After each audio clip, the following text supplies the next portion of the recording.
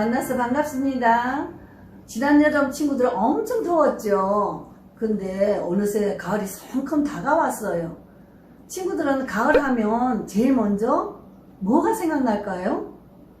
들판에 누렇게 익은 곡식과 만난 과일일까요? 아니면 예쁜 단풍일까요? 선생님은 가을 하면 불광천에 있는 갈대와 억새가 생각났어요. 그래서 오늘은 친구들에게 갈대와 억새가 어떻게 다른지, 그 특징이 뭔지 쉽게 구별할 수 있는 방법을 알려주려고 해요. 자, 우리 한번 갈대와 억새 어떻게 다른지 한번 알아볼까요? 먼저 서식지를 알아볼까요? 서식지가 갈대와 억새 완전히 달라요. 갈대는 습한 곳, 물가에서 자라고, 억새는 산 높은 곳, 비탈진 언덕이나 그런 곳에서 자라요. 그리고 갈대와 억새의 크기는 어떻게 다를까? 갈대가 억새보다 훨씬 키가 큽니다. 갈대는 2m에서 3m 정도 되고요. 억새는 1m 20에서 크게는 2m까지 자란대요. 그리고 줄기를 한번 볼까요? 줄기는 갈대 줄기는 녹색으로 속이 비어 있어요. 그리고 억새는 비어 있지 않고 줄기가 젓갈색으로 약간 붉은빛을 띠고 있어요. 그럼 잎의 모양은 어떨까? 잎은 갈대는 녹색이면서 잎맥도 녹색이어서 잘 이렇게 두드러지지가 않습니다. 그런데 억새는 잎맥이 두드러지게 표가 나는데요. 잎 중앙에 보면 붉은 흰선이 있어요. 그것이 억새와 갈대가 다른 특징이에요. 그럼 잎의 모양은 어떻게 다를까요? 잎은 갈대는 잎맥과 잎색이 같아서 잘 두드러지지 않아요. 그런데 억새는 잎맥과 잎 색깔이 달라요. 가운데 중간에 보면 흰선이, 굵은 흰선이 두드러지게 나타나는 것이 억새 잎입니다. 그리고 꽃 이상은 어떻게 다를까요? 꽃 이삭은 갈색을 하고 있는 것은 갈대, 이름이 갈대, 갈색 이렇게 기억하면 되겠고요. 억새는 흰빛이나 은빛을 띠고 있습니다. 그래서 색깔도, 이삭 색깔도 확실히 다르고 사는 곳도 확실히 다르고, 옷 잎을 보면 잎맥에 분명히 두드러진 것이 억새입니다.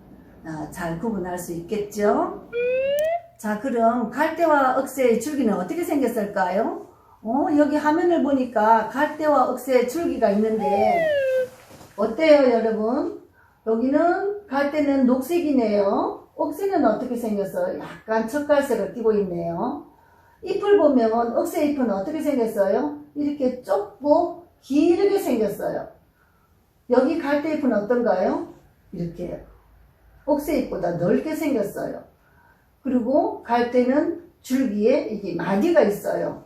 그 반면에 또 동그랗게 단면을 잘라서 보면 동그랗게 이렇게 구멍이 나 있어요. 그래서 대나무처럼 갈대는 줄기에 마디가 있고 또 속이 비어 있어서 갈대래요. 그리고 그 반면에 억새는 잎이 억새서 억새풀이라고 해서 억새라고 한답니다.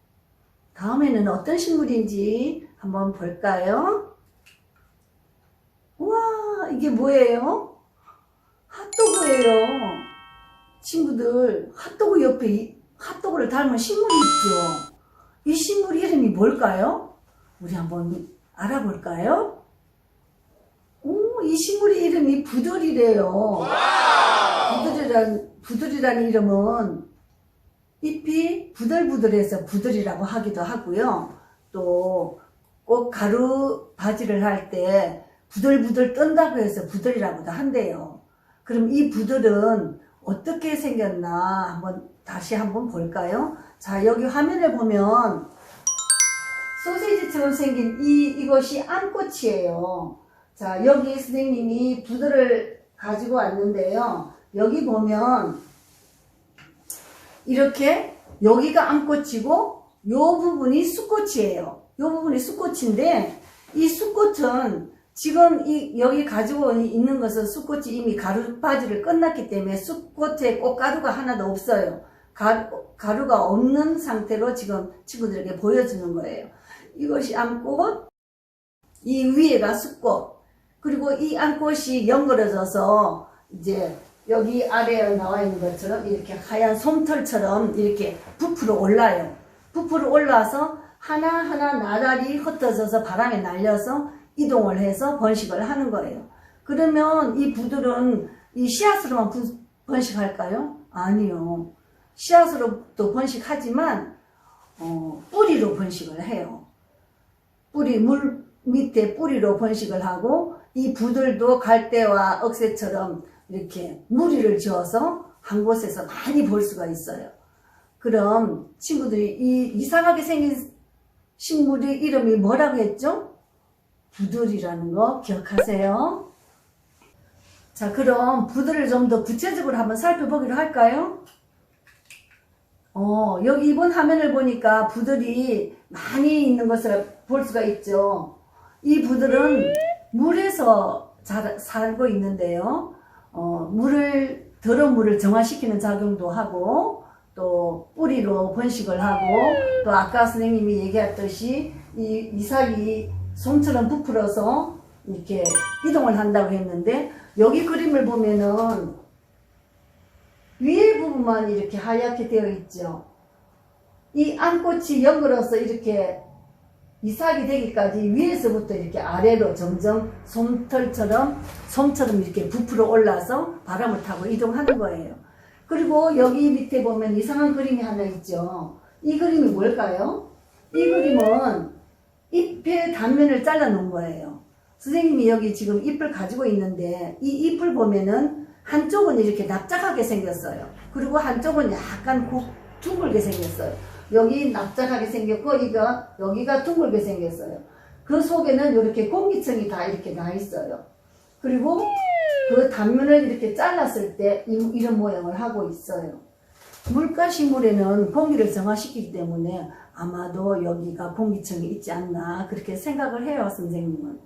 자, 그럼 갈대와 억새 그리고 부들에 대해서 배워봤는데 잘 구별할 수 있을까요? 자, 그럼 가을하면 또 생각나는 식물이 뭘까요? 가을하면 가장 먼저 대표적인 꽃 코스모스에 대해서 한번 같이 알아보기로 해요. 코스모스는 어떤 식물일까요? 코스모스는 본래부터 우리나라에서 자생하는 식물일까요? 아니래요. 코스모스는 어느 선교사님이 우리나라에 가지고 들어왔대요. 그때부터 우리나라에서 쭉 자생하고 있는데, 코스모스란 이름은 질서와 조화를 이루는 우주를 의미하는 뜻이래요. 그리고 우리나라 고유 이름도 있어요. 코스모스가 살랑살랑 한들한들 이렇게 바람이 나부끼죠. 그래서 살살이 꽃이래요. 이름도 이쁘죠. 자, 이 꽃의 특징은 또 어떤 것이 있을까요? 우리가 이 꽃을 보면 항상 이렇게 꽃잎이 있고 요 가운데 이렇게 씨앗 맺는 부분이 있는데, 이 꽃이 코스모스 꽃잎이 몇 개일까요? 8잎이래요. 이 잎이 꼭 혀 모양으로 생겨서 어려운 말로 설상화라고 해요. 그리고 이 꽃은 진짜 꽃이 아닌 헛꽃이에요. 이 꽃은 벌이나 나비를 유인하기 위해서 나 이렇게 예쁘게 폈어, 니들 이렇게 나를 찾아와, 이렇게 유인하는 꽃이고, 진짜 꽃은 요 안에 있는 어려운 말로 통상화, 요 통꽃 요렇게 동그랗게 생긴 여기가 진짜 꽃이에요. 여기서 수정이 이루어져서 이렇게 씨앗을 맺는 거랍니다. 이 씨앗의 낫 하나하나가 코스모스 한 그루가 되는 거예요. 자, 그럼 가을에는 코스모스 꽃만 많이 있을까요? 여기 보니까 꽃이 여러 가지 꽃이 많이 있죠.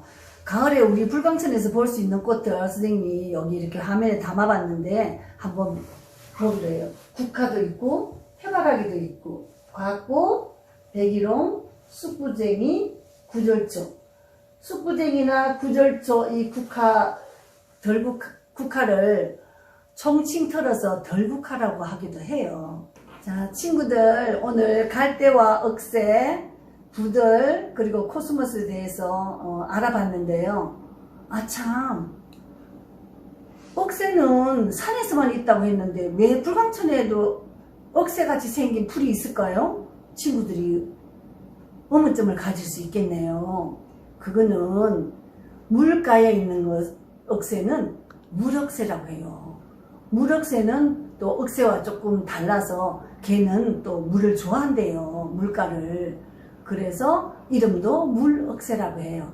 친구들 이상하게 생각하지 마세요. 그리고 불광천에 가면 또 코스모스도 많이 피어 있으니까 주말에 부모님하고 같이 다 같이 나가서 갈대도 보고 억새도 보고 코스모스도 보고 가을을 한번 흠뻑 느껴보세요.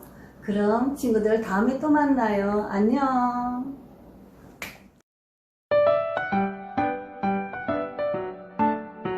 친구들 선생님처럼 예쁘고 다양한 꽃 한번 만들어 보세요. 이렇게요.